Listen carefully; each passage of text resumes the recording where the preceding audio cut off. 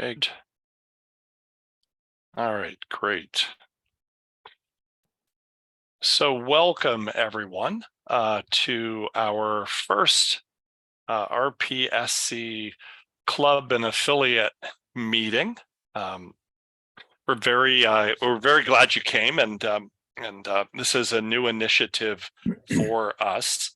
I know that you all most likely received the survey that we sent out, and I really appreciate the information that we got back from you, which is very valuable, which has been shared with the board, and the board is working on initiatives to help address the things that you brought up. You'll be happy to know you'll hear about the other two initiatives that we're going to undertake with the new board starting in July of 2023. But number 2 in the list is helping to support and develop relationships with clubs. So we really want to be an active helper in your existence, and to be able to be here to do whatever we can for you. So tonight's meeting, we've talked about the initiative a little bit. We're going to have a presentation by Sid Mensinga, who's the president of the West Toronto Stamp Club, and then we will have some questions for Sid if you have some, and then I thought that we'd take some time for general discussion. And as I said to you, the number one priority for the board, the incoming board, is to build relationships not only between clubs, but also between the other philatelic organizations in Canada. So that's something that we feel very strongly about. And then last of all, some ideas on how the RPSC can help you, how you can help each other, what works and what doesn't. So that's what we're going to talk about tonight. And so I'll get rid of this and I will introduce our speaker tonight, who is Sid. Just a second, I'm going to find my page here. I asked Sid to do this for a couple of reasons. Number one, because he really, he'll be embarrassed in me saying this, but one of the reasons that I joined the West Toronto Stamp Club early on in COVID, because I don't live in Toronto, I live kind of in near London, was because of his incredible friendliness, openness, and warmth. And I really do believe that that's one of the reasons West Toronto has grown the way it has. It's such an accessible and welcoming club.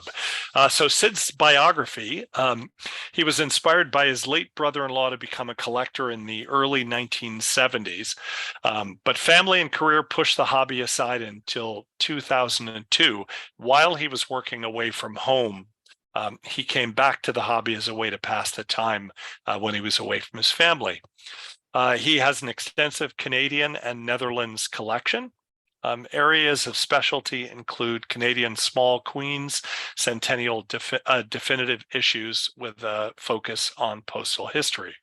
Like many of us, he's a project-driven student of philately, and his current projects include completing a visual census of the Imperial 1896 straight jack flag cancellation, writing the postal history of the town of Gravenhurst, Ontario from 1864 to 1922, documenting the Gravenhurst POW camp number 20 and through mail, Netherlands number obliterators, April 1869 to June 1893, centennial definitive issue flaws, and higher value centennial rates.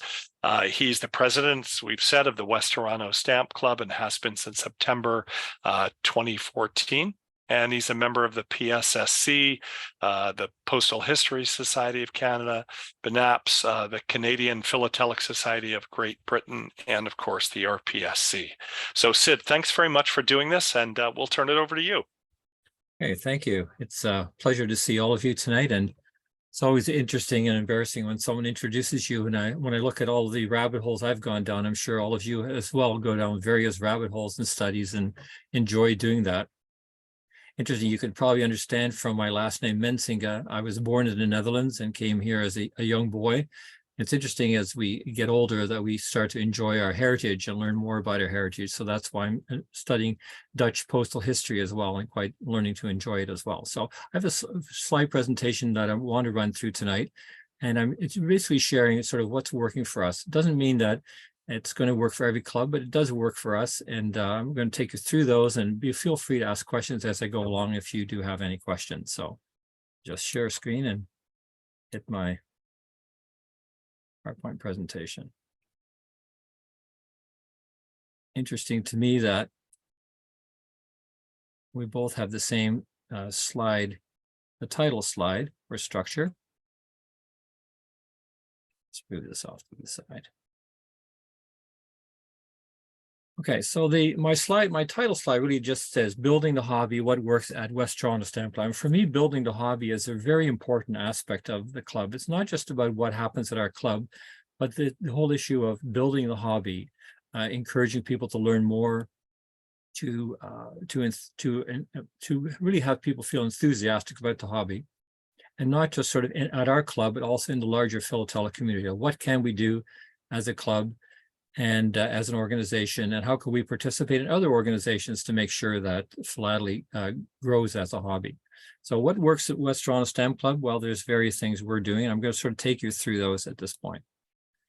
A little bit of information about the club itself. The club was founded in 1935, and I have a note here. It's one of the more vibrant clubs in the Greater Toronto Area, but we're not the only one. There are many vibrant clubs in Ontario. In Toronto, in particular, I think of the Bramley Stamp Club in North Toronto. I see Klaus Hintz is here today as their president. We're just one of the clubs that functions quite well in the Toronto area. Interesting, since 1935, over 1,000, you can see 1161 people have been members of the club. Of course, many of them have passed away. But of course, as most clubs, there's always a turnover of members. We started the pandemic with a list of about in the low 90s, but actual fact, the list was not a tight list. We'd had a membership director for a number of years who really wasn't that tight about who should be on the list or not. So this past year, we have a new membership director, and we've actually culled our list to make it quite tight. But we have grown significantly during the pandemic, and I think you can see why once we sort of get through these slides. This past year, we have 20 new members.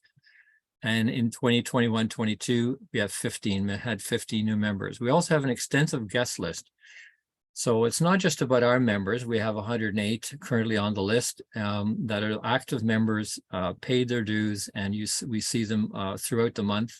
We also have a guest list of 102 people. And these are people who have been asked to be part of our online sessions. We've not insisted they be members, but we just feel it's important to share the hobby. And eventually some of them do become members, and that's fine. But for us, it's more important that we have a larger influence, and we learn from the people who join us as guests. At times, those guests become speakers. So that's sort of our numbers, the demographics. Frequency of meetings, we meet every Tuesday, first, second, third, and fourth Tuesdays. Of course, the fifth Tuesday of the month, we have the odd month that has 5 Tuesdays. We don't meet those, and sometimes we'll have a board meeting that night. But we meet every Tuesday. So for us, frequency of meetings is important. The more contact we have with our members and opportunities to grow the hobby and to gain strength as a club, the better. So that's why we meet every Tuesday of the month. And in the summertime, we continue to meet online. Of course, our online presence started to occur during COVID. We felt it was important. And so we continue to meet in the summer, July and August, the first and third Tuesdays. So 2 Tuesdays a month, and those are 2 online sessions a month. Our leadership team, as you can see, that's probably like most clubs. We have a leadership team, always a challenge, of course, to have the right sort of team members. And but we're quite pleased with our team. Myself as the president, you can see listed there. My vice president is Ian Robertson. Ian is a very interesting fellow. He's also a writer for the Canadian Stamp News. Frank Alucio is our past president. Frank is an international exhibitor, and it really has encouraged exhibiting in our club. I think he's one of the people that started single page exhibiting and encouraged it throughout the province. I'm not sure, maybe even throughout Canada. Really don't know. Our treasurer is Lawrence Pinckney. Lawrence is also a member of the Philatelic Specialist Society, and he's on the Green Foundation Expertising Committee. Our membership director is Ted Swain. Very happy with Ted being the new membership director, doing a great job, and maintains really a tight Excel file. And constantly, of course, it changes our membership list. Our directors, you see, are listed below. Let me just move the image here. Fred Colburn is one of our directors. Fred's retiring this year. He's been a director for many, many years, done a fine job. Simon Clotton, you probably know Simon. You might have seen him. He's an active member of BNAPS, and he runs our circuit book program. I'll talk about that in a few moments. Denzel Fernandez is our webmaster and auctioneer, works in the auction program. And Don Hedger is one of our directors, and Jose also works in auctions. Then we have appointees. Our auctions chair is Garfield Porch, and Garfield and I usually share our auction, and I'll talk about that in a little while.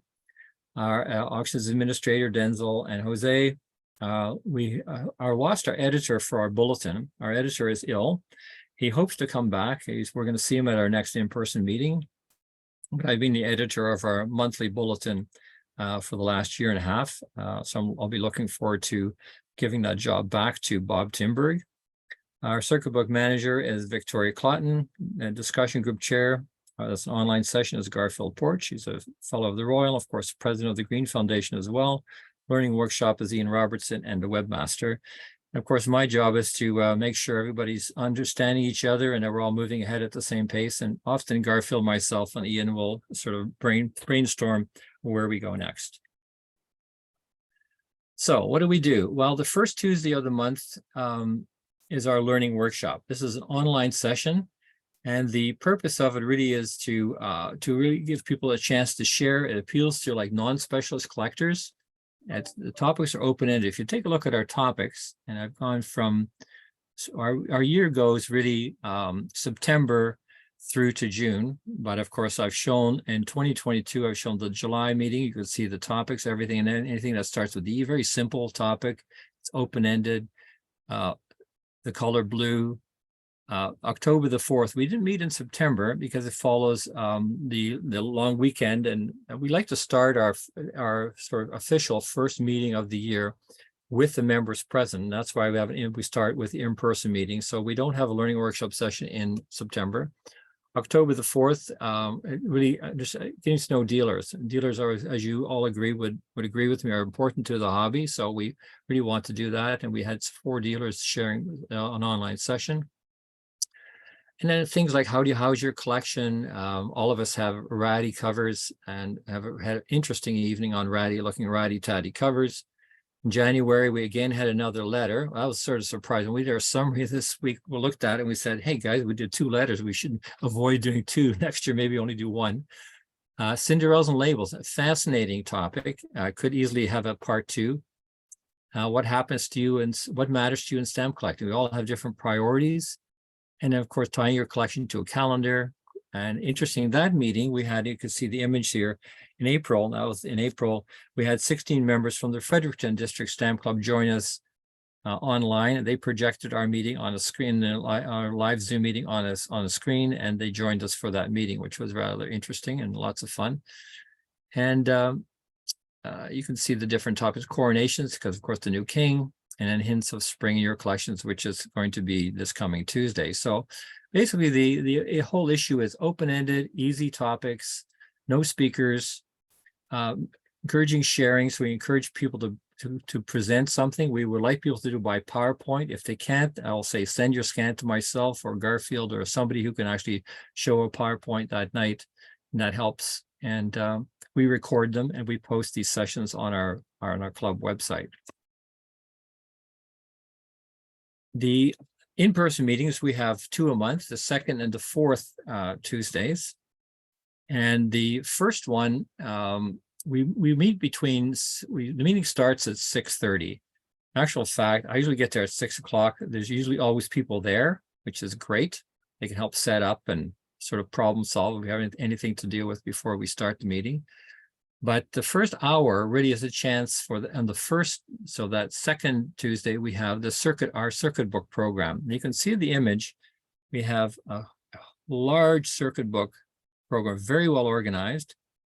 And that program occurs and that goes on for the first hour. That's all that happens for that first hour. So all kinds of people go through and peruse the books, look for filling holes in their collections, and it really meets the needs of those people who are stamp collectors, who like to collect stamps for various countries or cancellations. There are some covers in those albums, but mostly they're stamps. The two people who organize it are not the two people here. That's the B team. The B team is our new director of membership, Ted Swain, and Janice White, who's one of our other members. They're the B team. And the A team is Simon Claughton and Victoria, his wife. They are the organizer. Actually, Victoria is the organizer. But one thing our circuit book groups have done this year, and they do it every year, is they actually make trips to other clubs. And really often it's not just so much to get rid of our material, but it's really a chance to support other clubs. On the Hamilton show, we've gone through that every year. That was the one we did in November. The North York Philatelic Society, that's a new group that started it's with an old club that existed. It shrunk almost to nothing. Matty Aguida, who's one of the folks of North Toronto Club, and he's also a member of ours, he really was determined to sort of ignite that club. And one of the things we did was to participate with North Toronto on a circuit book night to really help bring up the membership of that club. And I think it was successful. It's a way to support that other club. The same thing with the Georgian Bay Coin and Stamp Club, which is quite the trip away, but they also had they had a show and they really wanted support from other clubs. So we actually attended that. And these are the two, Ted and Janice, who traveled with the rest of the A team to that meeting. So the circuit book piece is a big piece for that first Tuesday, that first hour, that the second Tuesday of the month. The fourth Tuesday of the month, there's no circuit book program. That first hour is for the members and vest pocket dealers to sort of say, let's have a table and just sell our stuff. And it's really a chance for people to really dispose of material, or some people will use the time to trade material. But it really met that need, because we had people say to us, hey, we also want to have a chance to share what we have and maybe sell some of our material. So that's the two differences. On our website, as you note there, I've noted that we have circuit book templates. If you're ever interested in them, I want to see how our circuit books are organized, you might look at that link to find them and find information about them. Then we have a sort of at 7:30, the circuit books or the vest pocket deals have to stop. We don't want people to be doing that during the rest of our meeting. So at 7:30, we have sort of club business, some announcements.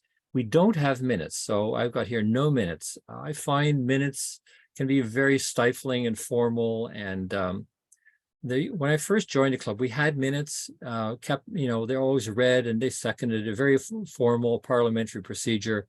But we decided to dispense with that, make it just informal announcements, some show or tell at times, but usually it's just an announcement, club business that comes up for 15 minutes or so.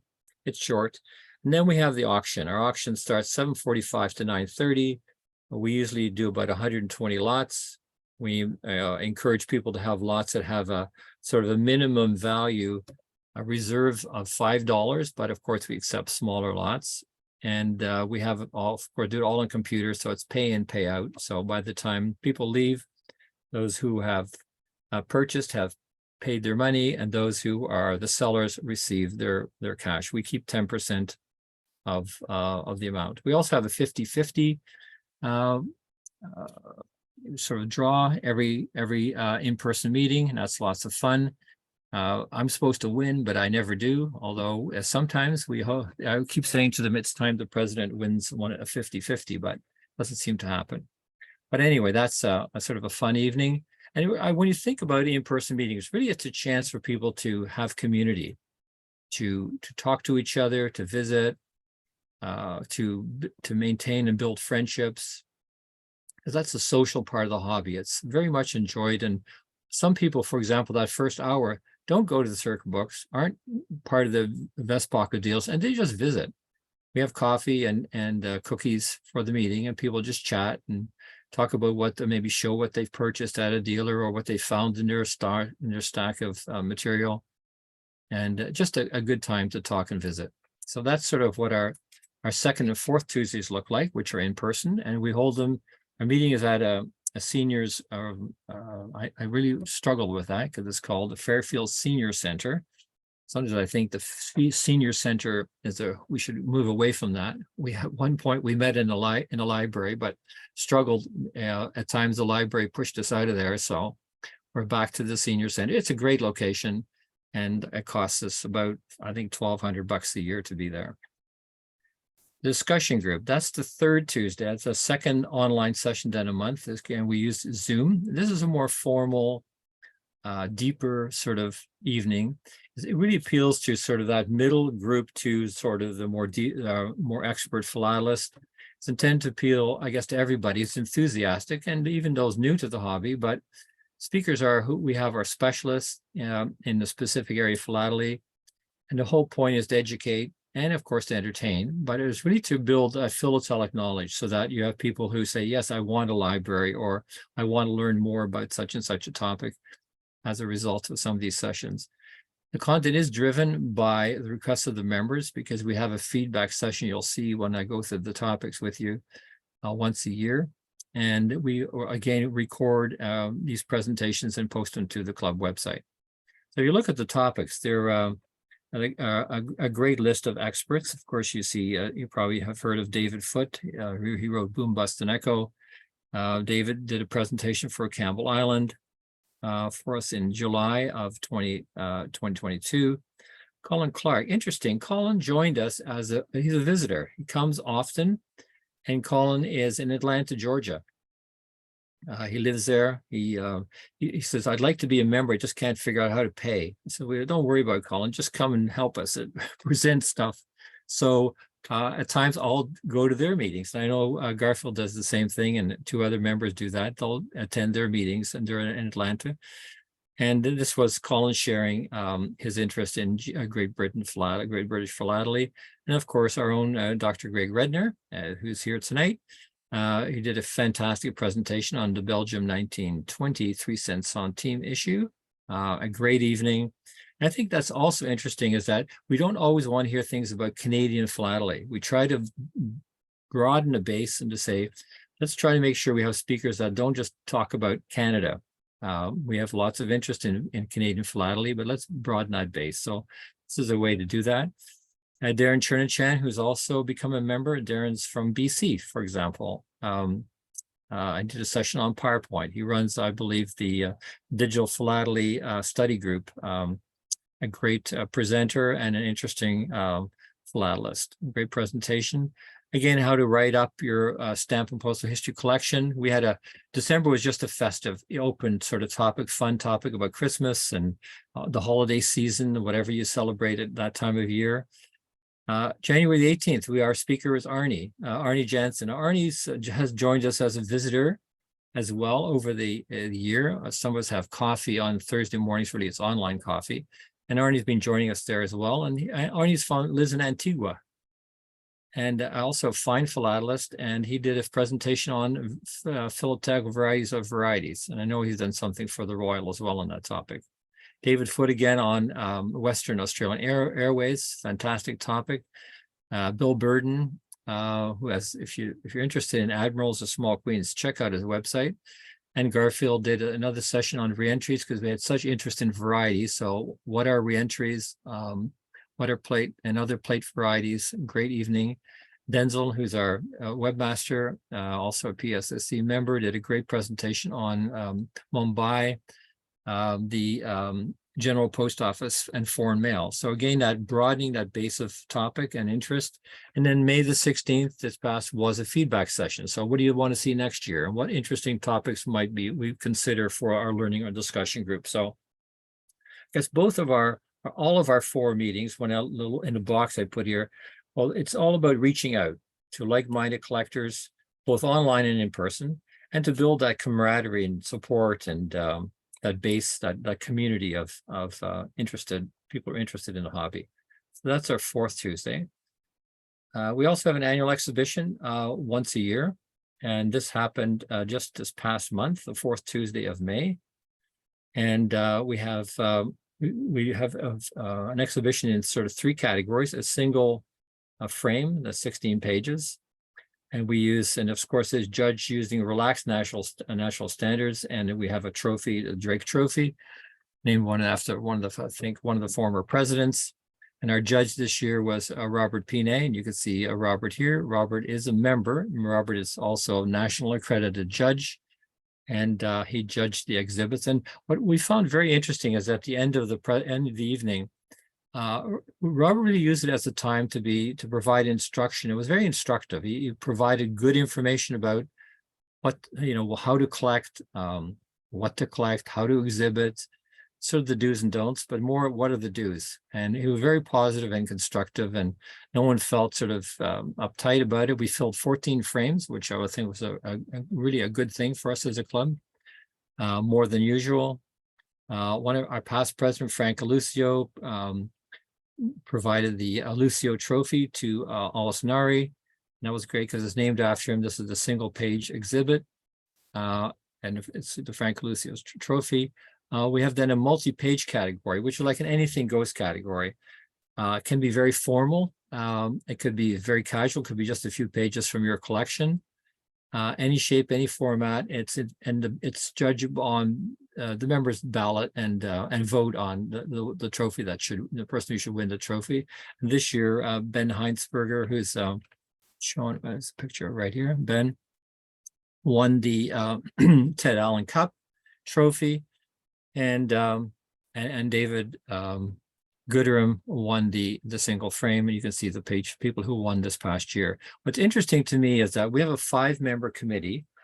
In the past, Garfield was the chair, and we're trying to make sure we broaden the participation of leadership. So we have this year, our chair, we had 2 chairs, a co-chair. Don Hedger was one of our directors. Don is an international exhibitor. He has a great exhibit on Vimy. You might know Don. And Joseph Perone. And Joseph is a young collector. He came to us as a teenager, actually, and with his dad. And eventually, he's now a young married man. He lives in Toronto. And he also has written, I believe, for the Royal Magazine at times. So they were the co-chairs this year.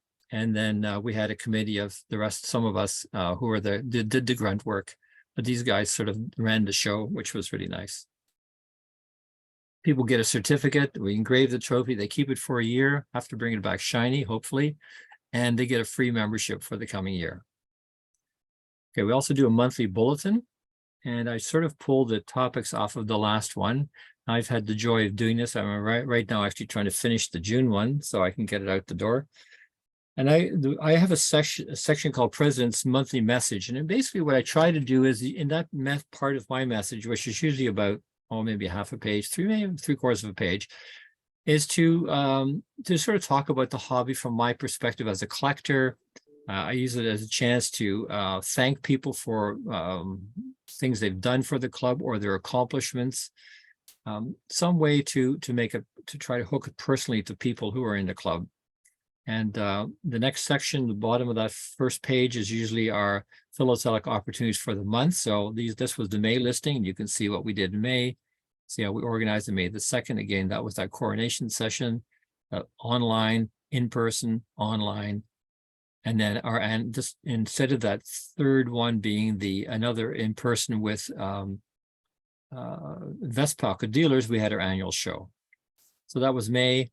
Then we have sort of these two are sort of only that month. We talked about the circuit books going to Georgian Bay. We talked about building a hobby across the country. Then we have the June workshop. What we try to do in each bulletin is have information about the upcoming learning workshop in the prior newsletter or bulletin so that people can prepare and participate, because you can't sort of prepare a PowerPoint presentation just overnight. Talk about other philatelic opportunities. So like, for example, Klaus is here. Something's happening in North Toronto. We also put information about other clubs in here. so that members can attend those sessions, because we want them to be supportive of other clubs. And because it's important to build the hobby, as I mentioned earlier. And we have a little postal history corner. This month, one of our members wrote about an interesting cover, which is going to show up in the June bulletin. And then we have a sort of like a marketplace, things you can give to others for free or for sale or wanted. That's sort of what our bulletin looks like. And it's usually about anywhere from 5 to 7 pages in color, and it's sent to people electronically. We have a few, I think we have 3 or 4 members who don't have email. I'll print a copy and give it to them. During COVID, we mailed it to them, and this time it's ready for them, excuse me, to pick up at the meeting. And I don't mail it to them because I expect them to come to the meeting to get it, unless, of course, they couldn't. And then, of course, we have one gentleman who's 105, and he still wants it, and he gets it by mail. Excuse me. Okay, finally, I think what's really important is to try to promote the hobby. And here's some examples I pulled here. One thing we did this year is every member received a pin, which they can proudly wear. It's a really nice little pin. Tells when the club was founded. It's just our new West Toronto Stamp Club, excuse me, members pin. We also do our best to promote and recognize excellence and participation. And each of these folks here received the recognition and the volunteer certificate and pin from the Royal. So here's me presenting to Ian Robertson over here, and then to Victoria and Simon for their work in the club and in the larger community, and to Denzel as well. So these were our recipients this past year. Also, we're trying to recognize exhibiting excellence. So what I try to do when members receive some sort of an award, whether it's a gold or a silver or whatever, at any sort of national or international show, I highlight that in the bulletin. This is an example of one of our members who's fairly new to our club, who's really stepped out to try to exhibit, and he actually won some nice awards at CanPEX in 2022. Our club logo, which I try to put on as many things as possible at the bottom. And in 2020, excuse me, right in the middle of sort of the pandemic, we had our 85th. We had a pin for the year. It was voted on by the members. I think it's a bit gaudy, actually, too many letters, but anyway, I think the people liked it. Everybody got a pin, and we mailed them a cover, which was designed by one of people voted on it as a club, and this was the club decided. This was done by one of our members, actually Don Hedger. It's a nice job. It would have been nice to have a really beautiful cancellation. We just couldn't get it together to have that happen, so it didn't occur. Then I sort of thought to myself, okay, how am I going to end this piece to talk about what's important to me and things we need to think about as leaders? So my first point, we have to lead by example. In other words, if we're having an online session, if you're the leader, you should prepare something. So I usually prepare something for every online session that we have. That's a show and tell, because I think it's important as a leader to say, hey, I can do this, you can do it, and it's not that difficult. So if you're going to, for example, we had our annual exhibition, do an exhibit. Make sure that you don't win. That's not the goal. The goal is to do an exhibit and be a member and to talk to people about national philatelic organizations you belong to. Often in my newsletter, I'll put a link to other organizations, encourage people to join or look at the website, or study groups, or talking about personal philatelic libraries. And I guess the big thing is all of us were learners. To be a learner, I constantly learn. As I mentioned, I came back to this hobby later in my career. I should have kept my hobby going in 1970, but didn't happen. But be a learner, and I'm still learning all the time.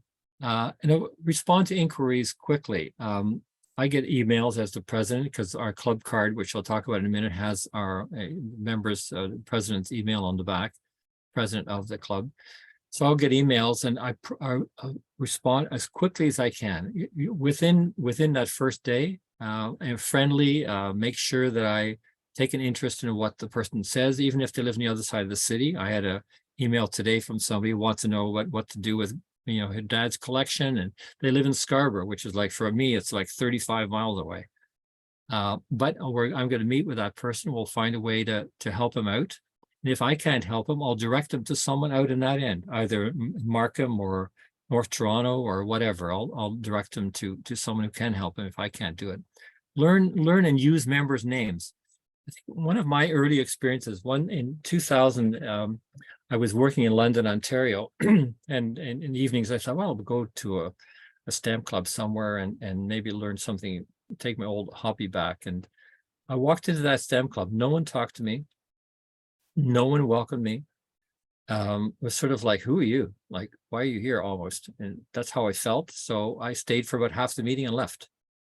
And no one sort of followed up. There was no interest. I felt no one sort of cared. And I think all of us really, want to be recognized. So learning and using people's names is very important. Welcoming and speaking with new members and visitors. I wander around a lot during that first hour. I never sit down at the circuit book tables. I never sit down with the vest pocket folks. I walk around and talk to people. Important for all of our leaders to do that. I encourage our board members to do that. Go around and talk to people. What are they collecting? What are they interested in? What can we do better? Send reminders. We have, I've mentioned our online meetings. I always send a reminder of the meeting the day before it happens. People say, well, you're just training them now to not look at it the first time. Well, I just feel if I send a reminder, someone might miss it. We get so much email. Make people aware of philatelic resources. I mean, we're fortunate to live in a time when there's so much stuff out there, so much information. It's almost information could be junk unless you know what to do with it. Set personal and club philatelic priorities. For us as a club, it's what can we do to meet members' needs? How do we build a hobby? What can we do to support other clubs? Those are very important because as we do that and give away ourselves in a sense to people, you get it back tenfold. And make effective use of technology. So Zoom and PowerPoint are sort of super things I use all the time.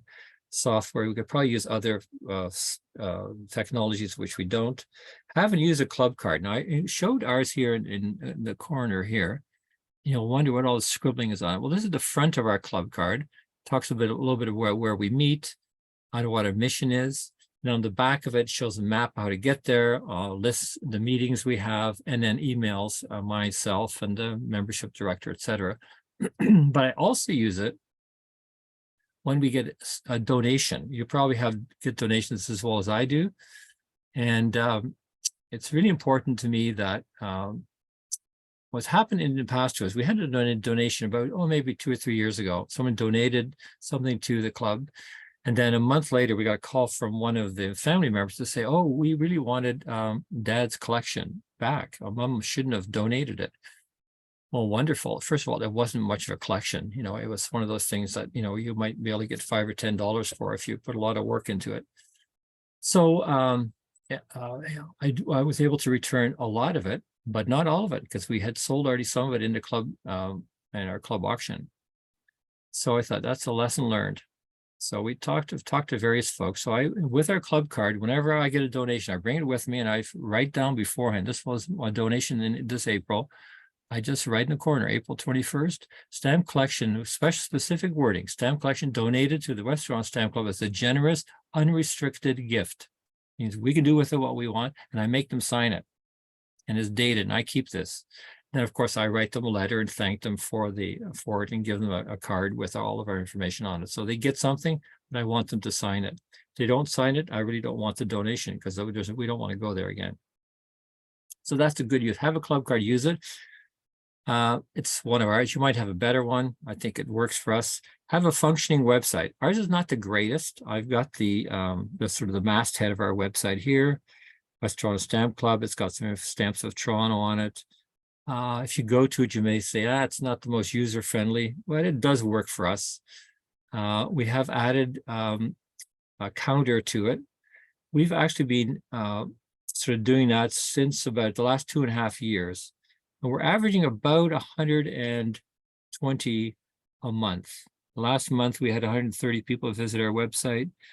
The month prior, 118.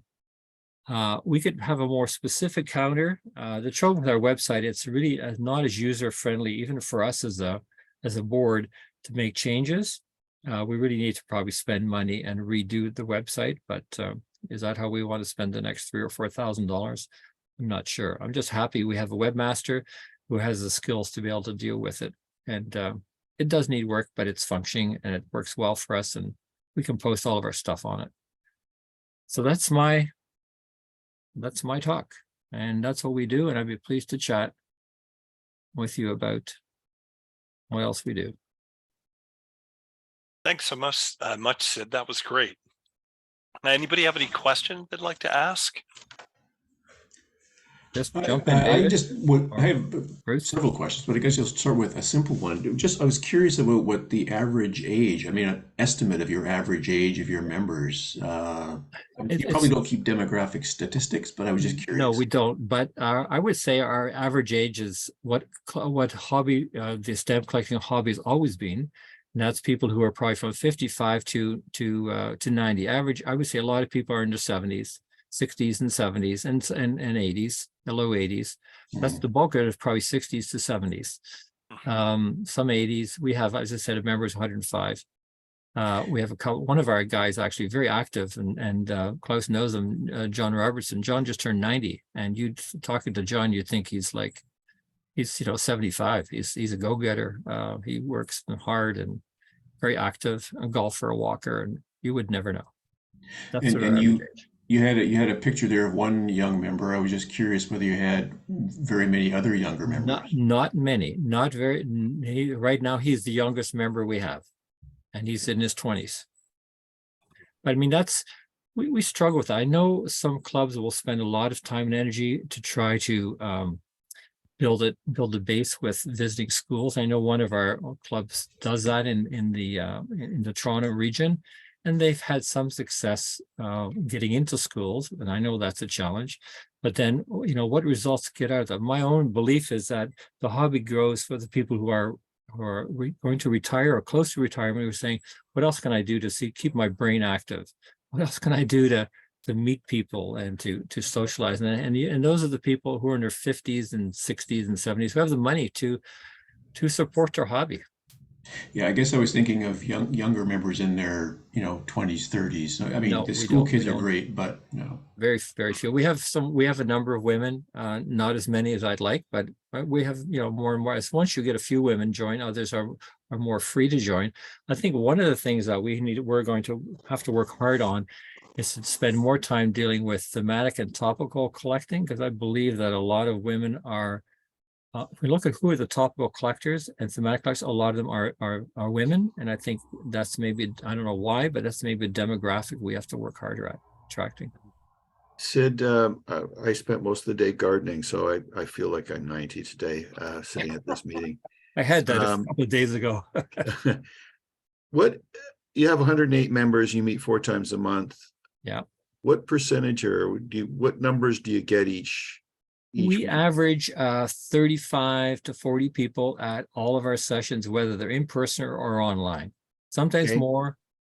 Sometimes our online sessions will go over 40, very rarely. But they're always, what's interesting to me is that all of our members, our active members, we've seen them sometime during the month. Some guys will come to, women will come to say an in-person, that's it. They only come to that one. Some people will only go to the discussion group. Some people go to everything. And that's why I think to have 4 meetings a month allows a larger group of people to participate and not say, hey, I can't come that. Some clubs will say meet only 1 Tuesday a month. Well, if you can't make that Tuesday, next time you see your buddies is a month away. It's a very interesting point, because we used to have a very casual, it wasn't really a club, it was called the Muffin Break. And they used to meet about 9:30 for an hour and a half every Tuesday, and they would get 15 to 20 people, but that died with COVID, and it hasn't come back. But it's interesting to say that. So it would sound like when you get 35 to 40 at each event, that you've probably got about maybe 30 or 40% that are attending every meeting, and the rest are sporadic. But we'll see that other third, we'll see some of those 30 or 40, we'll see a different 30 or 40% at the next meeting. So it's not as if, people are only the same 30 or 40 come to everything. No, people are, that's why we really worked hard at that list. We want people who have paid, who are active, who are involved. If you're not going to be there, like, why are you part of the club? So, but because we rather not go there, that's why we have this large visitors group, like our large visitors list. Yeah, I've been part of some of those, and the presentations are great. I think Garfield put me on the list at some point. Yeah, Garfield and I have maintained the list. Garfield has a copy, I have it, and we often talk about how do we restrict it or not? Should we? And it's a great, what I find, what's interesting to me about the online sessions is that the depth of discussion we used to have those, has increased. We used to have all these discussion groups face to face in the past, before COVID. We would have maybe 10 people show up. The depth of discussion wasn't there, but now that we can reach a larger group of people online and have a large guest list and a larger membership online as well, we had the depth of discussion interest is much greater.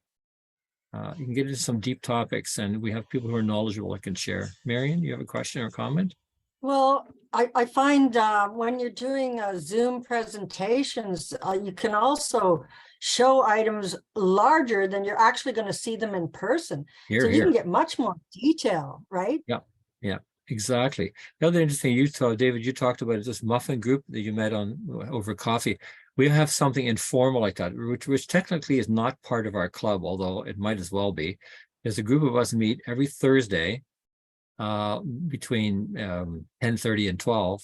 And it used to be a coffee group. We used to go to a local coffee shop and just chat and socialize and share stuff. And now it used to be maybe 7 or 8 people, and that's about 15 people. And it's very deep sort of conversations and lots of fun. So it does happen too. I was just going to add, and then we'll go to, I can't tell, Mr. Cutler, I think, has his hand up. So we'll go to him next. But I was just going to say that a lot of smaller clubs say, well, we don't have a Zoom membership, or we're not, we don't have access to it. And one of the things I want to try to do when I take over as president in July is to see if there's a way for us to make the RPSC Zoom account available to clubs. In other words, we'll help you tell us when you want to schedule your event, and we'll make sure that we have put together a Zoom meeting for you, and then your members can log into it. Because I know, Sid, one of the things that you and Garfield decided, which I thought was really wonderful once in-person meetings started, was to keep the learning workshop online. Because you had so many people that were from outside the Toronto area who had joined. Yeah. And has that turned out to be a good decision? That has turned out to be an excellent decision. I mean, we were determined that our club is not just local, but it's broader, and we need to maintain that membership and provide for that group as well, and also benefit from their expertise and knowledge. Yeah. So it's worked out very well. Yeah, it's been so we've had a terrific year. Just in terms of just interesting topics, lots of chatting and learning, and that's what it's all about. Yeah. Do you have your hand up? Do you want to go ahead? Forgive me for saying, is it Brian? It's Brian, yes. Okay, Brian, go ahead. Okay. I do have my hand up, and if what I ask is already being covered, my apologies. I got here quite late, so I only caught the last 10 minutes of the presentation. So my apologies, Sydney, for missing your presentation. First, I'll make a comment on the thing about the Thursday coffee group. There was one of those in Windsor until COVID killed that, and it hasn't gotten restarted since COVID because the movers and shakers behind it aren't as quite as involved as they used to be. But my question I actually have is, in attracting members, we are really not doing well at attracting people who are not of other ethnicities. And if you go to a stamp show, you will see people of all kinds of ethnicities coming to the stamp clubs. You see young, old men, women, people from, from China, from India, from Europe, whatever. But if you look at this group sitting here, or most stamp clubs, at least any stamp clubs I've been to, it's pretty much all people of European descent. And I just wondered if anybody's figured out a way to make people of other ethnicities feel at home. I think one thing to do, and we need to do a better job of that area as well, but I think one thing to do is to really listen to them. Sometimes people who are from different cultures have a very heavy accents, and as often people are quick to dismiss them or not listening carefully, not to be a good listener. I think we've had a couple of folks who are from the Indian, sub-Indian continent, in that part of the world, and sometimes their accents are very difficult to listen to, but you have to if I take time and sit down with them and encourage them to participate anyway, people will start to, I think that's a lesson for me. Remember to do that. Well, if we do that, I think that makes a difference. I think also to broaden topics, so we don't always just talk about Canada, we talk about other countries, other country collecting. I think that helps as well. And when you find somebody from a different background that has an area of expertise, invite them to share. Say, hey, we're having a learning workshop next month. Would you mind doing a short couple of slides on it? We have a new Egyptian collector, a fellow from a part of the world, and trying to encourage him to just do a couple of slides. Doesn't have to be great, or send the images to me and I'll shove them on a PowerPoint and add it to part of our group session that month. So I think those kind of things, I think it's all of us, we need to work on that, because there are collectors all over the world that we could draw into this hobby, I think. Yeah, you're right. We could, and your friends who have visited from the Indian subcontinent, they should come join our club sometime. Half of our presentations are on India. Okay. Hey, well, I'll have to let them know. That's just because I collect India, and if nobody else wants to talk, I do, and you get something really obscure. But anyway, I think the other thing I try to remember is it's not about trying to increase your club membership. I think if your focus is to try to provide interesting topics, interesting discussions, have something worthwhile for people to come to. In other words, if you build it, they will come attitude. I think that's the attitude I've and my leaders and others leaders within our group have. If we just get busy and do it. If they don't show up, well, they don't show up. But I don't worry about the numbers. I think we shouldn't worry about the numbers. People say, oh, you've got so many new members. Well, I don't really care about that. I really more care about, are we meeting needs? What else can we do to build the hobby? What else can we provide? Is it interesting? When you do that stuff, people will come. Sid, that's a good point. Let's go to Tim next, because he's had his hand up, and then we'll. Thank you. I'd certainly like to reiterate some of your points. I'm with the Ottawa Philatelic Society, and we meet weekly between September and June, and we have about 100 paid up members, of which around 30 will be present every evening, which is very similar to you. Yep. It's not necessarily the same people, but one of the things I can vouch for is that there's a lot of people. I think the future rests primarily with topicals. There's a lot of people out there with topicals. Canada and the US is our bread and butter, but I think particularly with new members and particularly with new female members, there is a lot more interest in topicals, and I think we need to. Well, we're certainly trying to work on that. We're working with the American Topical Association to sort of try and build links there. The other thing is, I agree with you entirely, is, I think most of us have been to clubs where the first time you turn up, nobody speaks to you. Yeah. And one of the things that I've been trying to encourage is let's try and retain those people that come in the door because they're interested. Yeah. Rather than scare them off. And we've sort of implemented a couple of initiatives, one of which is called the Stamp Professor. And what we do, most meetings, we'll set up a table, and one of our members will be the Stamp Professor. And basically it's It's a forum where anybody can ask basically any type of questions, or they can, initiate a discussion about any type of philatelic topic in a non-judgmental environment.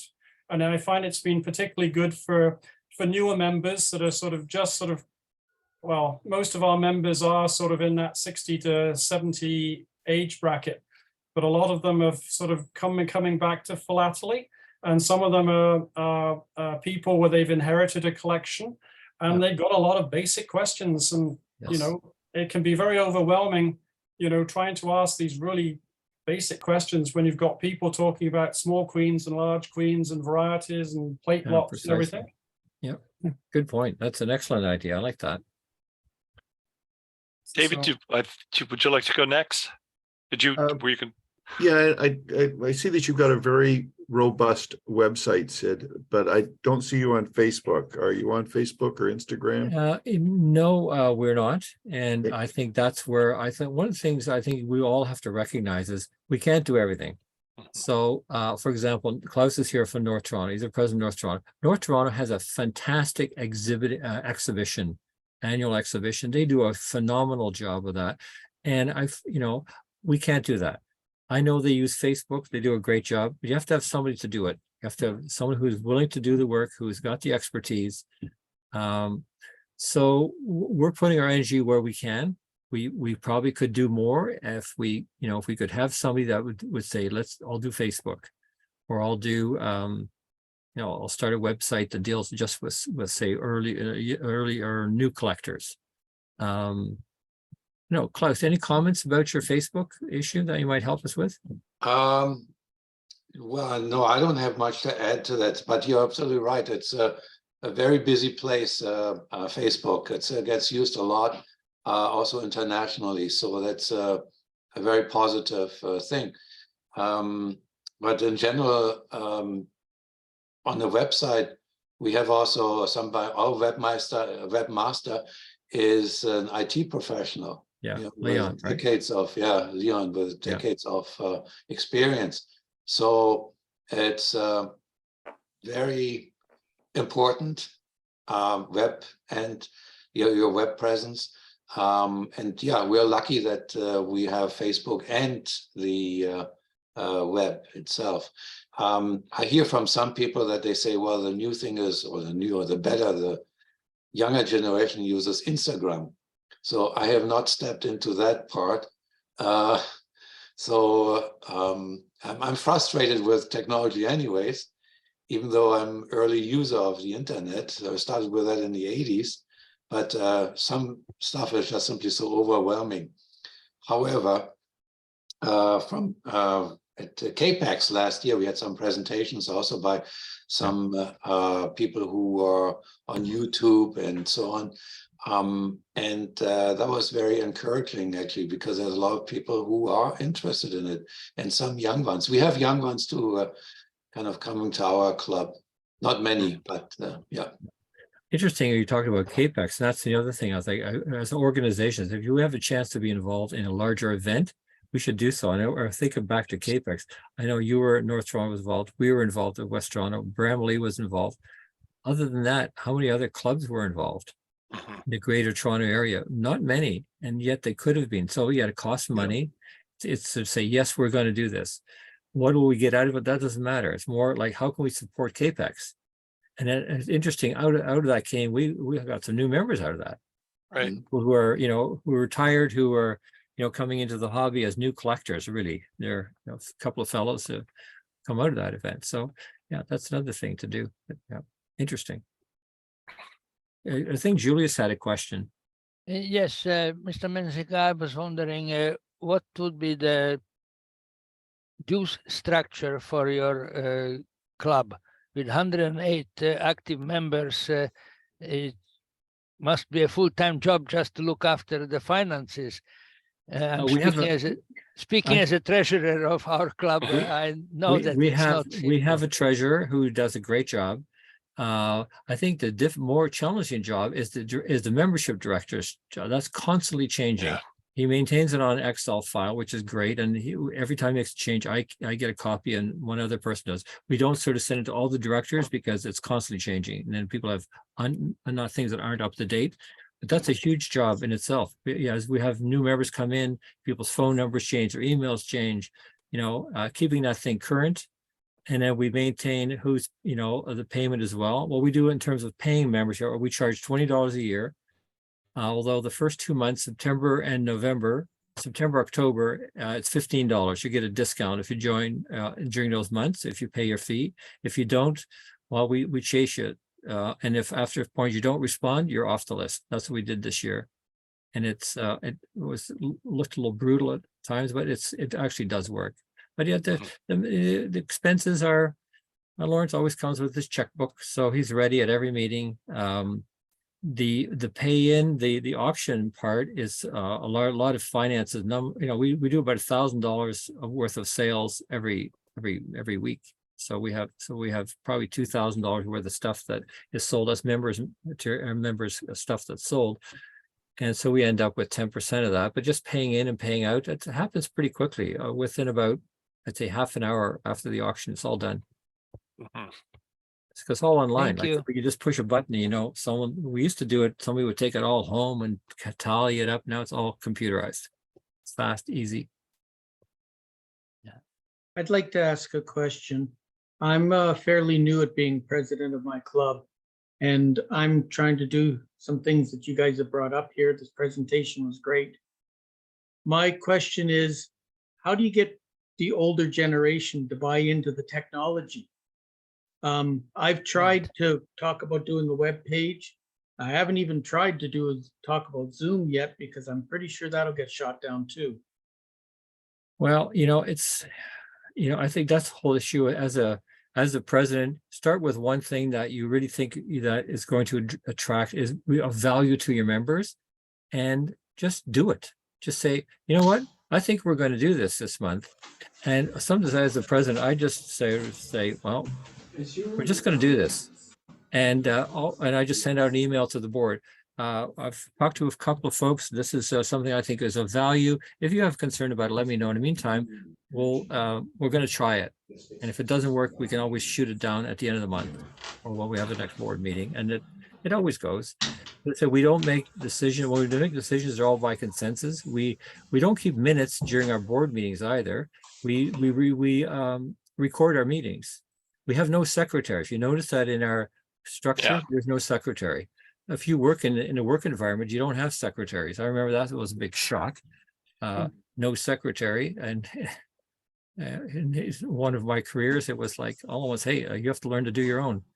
Keep your own minutes, learn how to type, 2 fingers, But so that whole issue, I think sometimes as a leader, you just have to take a risk. I always say, if you don't like it, then find another leader.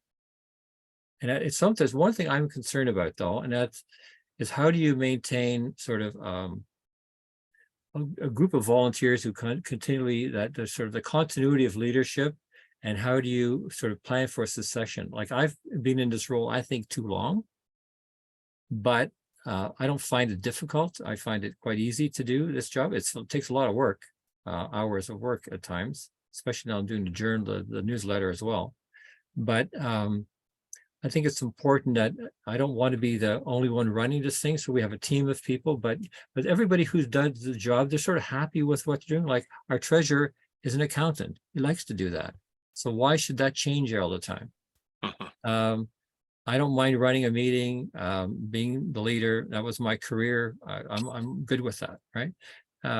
Everybody has their strengths.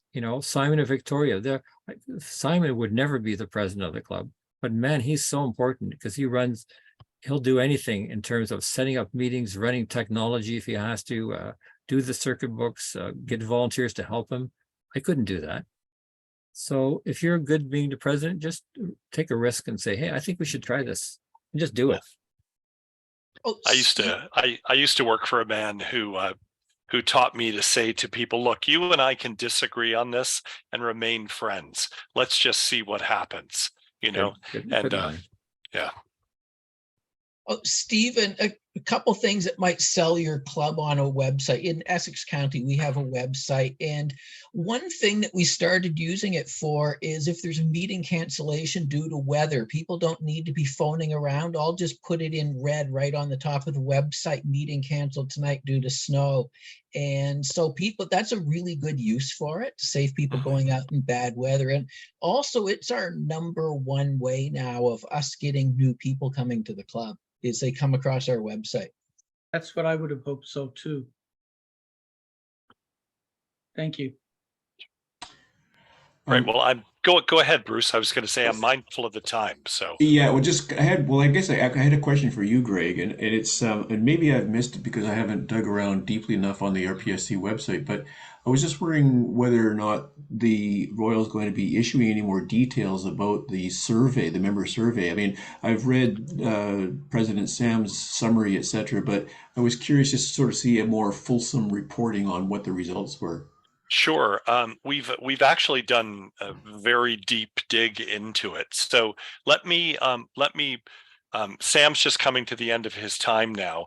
I'm writing this down on my notes. Let me see. The man who conducted the survey for us is an incoming board member, and so let me see if I can't get that put together. He's done a very good kind of gloss on all of it that's very thorough. So let me see if I can't find a way to get that on the website, okay? Yeah, that'd be great. Thank you. Sure. Yeah, David. I think that there, the risk of being pedantic about this is that there are two types of clubs. One is like the Rotary clubs that exist to serve the community, but they still do some things internally just for themselves.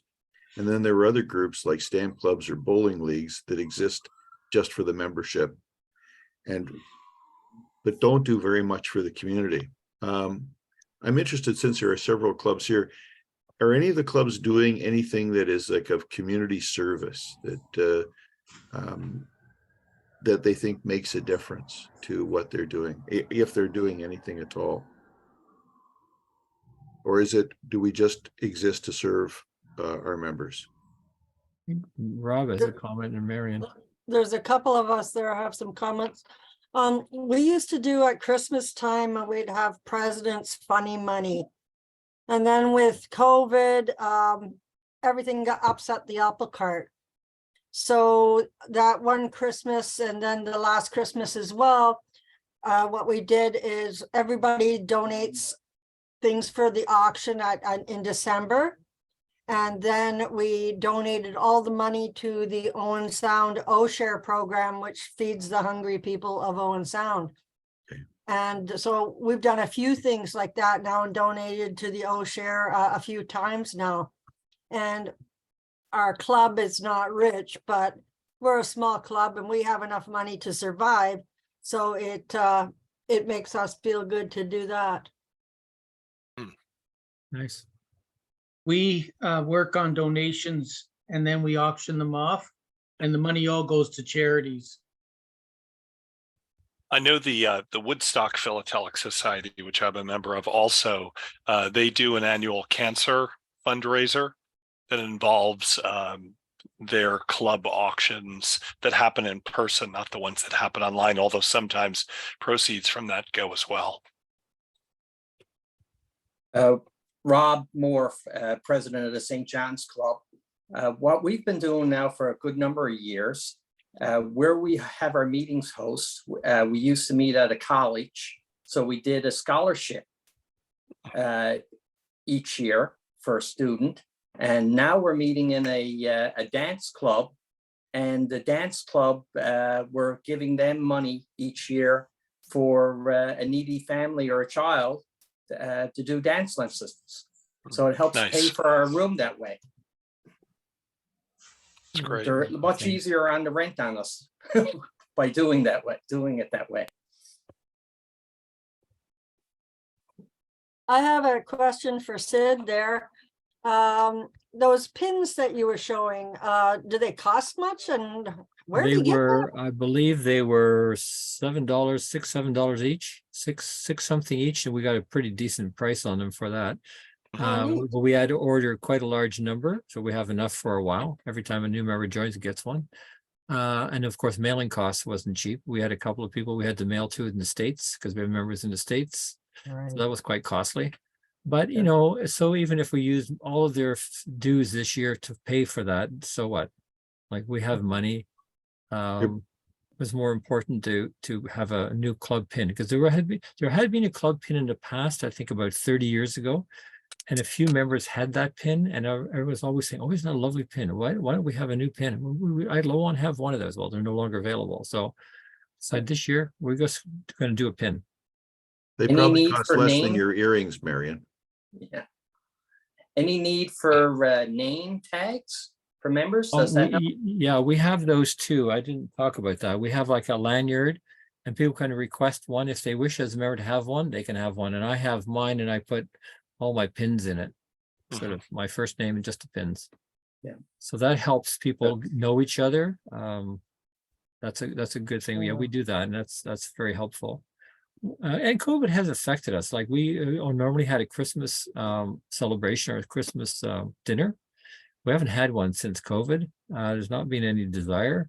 We often ended the year with a potluck, which we haven't done either. But I hope we can reinstitute those, because they're a good sort of community, sort of social things for the club. One other thing I want to say about donated collections. All of us probably get donated collections. Some of them aren't much, but what I also try to do, if I receive them or others do, I try to direct them to someone who's interested in that area.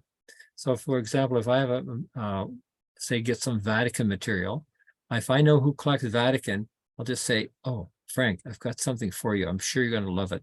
And I just give it to him and go, "Well, we should pay for that." I said, "No, it was donated to the club, and it's to encourage that person to collect it, right?" It doesn't always have to be sold. So part of it is to try to direct things to an individual within your group. Or, for example, the Owen Sound group, we had a large donation, which I think had come to North Toronto. North Toronto, it was such a large donation, they gave some of it to us and to Bramalea. We took that, and they were airmail covers. Part of it were airmail covers. And I took those airmail covers, picked out ones I know that somebody in our club would like, and he paid for them. I think $80 odd. And the others, I just phoned the president of another club who was just starting out and said, "Hey," or was just sort of trying to get the show off the road.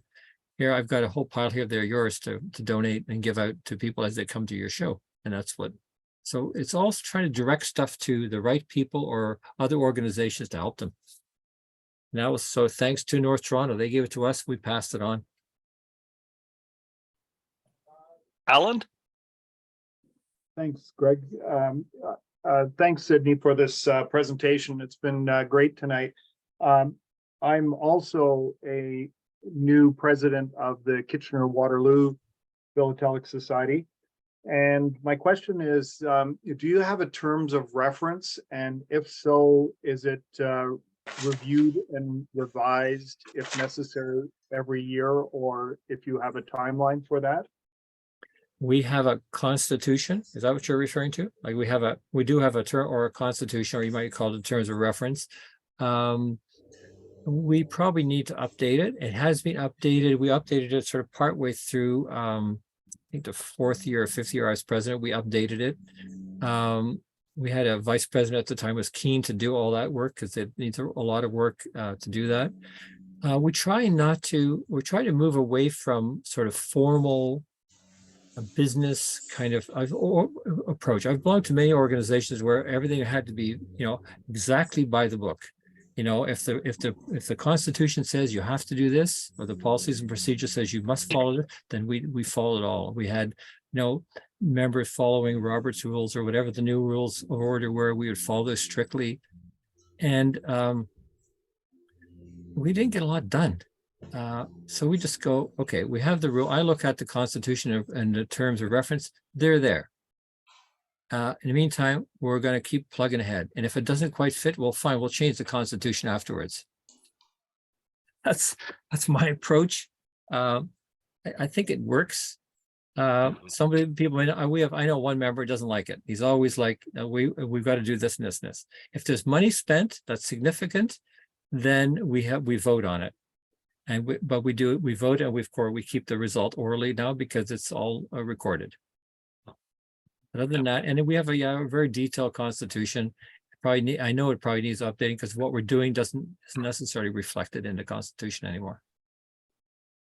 Interesting. Thanks. I think that, Greg, that it may be an opportunity for the Royal to be able to have templates online available for clubs that are maybe struggling with a constitution, bylaws, or terms of reference.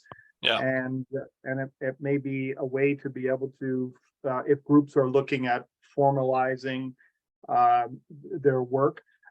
When you mentioned about not having a secretary, we have a secretary, and where it becomes useful is if we have a motion in the meeting to be able to add a member, a director to the bank account, or remove a member from the bank account.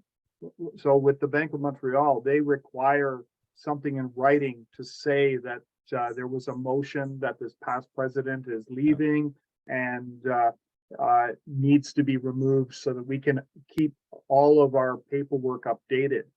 And I found that one of the areas of updating is our website. We would have a website that if I wanted to become a member, I would have to download the membership form. I would have to fill it out by hand. I'd have to write a check and send it in an envelope to a post office box in Waterloo. Well, there won't be any young people today that would be doing that. So immediately we've changed that to a fillable form. The membership dues can be done by e-transfer, and it helps to be able to bring it a little bit more up to date in terms of where society is right now. Yeah. So those are a couple of the things that we're trying to do, but every day is a challenge, and it's always a fun challenge to do that. E-transfer definitely, that's something we've also done. It makes a big difference. It's easier to collect the funds, and you automatically get deposited in the bank, in the club account. So that's a great system. Although I find interesting, at least we still have a bunch of people who write checks and they want to write a check. Yeah. Just feel that's sort of what they want to do. With e-transfer, we have a lot of our members pay by e-transfer. It's easy and fast. Thank you. Marion? I ran into exactly what Alan is talking about. I collect a lot of German stuff, and I want to join some sort of German Philatelic Society. So I looked into the Great Britain German Philatelic Society, and the rigmarole that you had to go through just to join up. And I don't even know if they are involved in any of the things that I'm actually interested in. I just went, no, I don't think so. Yeah. You know, like it's just too much rigmarole. And like I said, e-transfer or PayPal is a good one if it's overseas or international for sure, but definitely need to keep things simple, right? Yeah, that's right. All right, Julius, why don't we end with you, okay? I have a similar situation like Marian just mentioned. I try to pay my dues for the chess on stamps study unit, and they, after about 3 weeks after mailing the check, I got an email from the treasurer that he thanked me for renewing my dues, but there is a problem. He says, and I sent them a check for US funds drawn on a Canadian credit union, and their banking institution told them that they'll charge $50 for cashing a $10 check. Yeah. Writing checks is not as common as it used to be, or is not as useful as it used to be. Just put them on your visitors list. They don't have to join. They don't have to pay. They just come and join you. That's right. We should all have visitor list. It works. All right. Well, I'm going to end the recording and then we can chat for a couple of minutes after. But thank you, everybody, for coming. And especially thank you, Sid, for showing us about the wonderful work of West Toronto. Yes, I agree. Thank you. And it doesn't really matter how large your club is. Yeah. It's the ethos and the atmosphere of West Toronto that I think leads to its success. So if you've never been to one of their meetings, just go to the West Toronto Stamp Club and you can subscribe to their upcoming meeting announcements and join in, because it's a great group. So, all right. Well, thank you, everybody. Thank you. Thank you, Greg. Thank Well, you. thank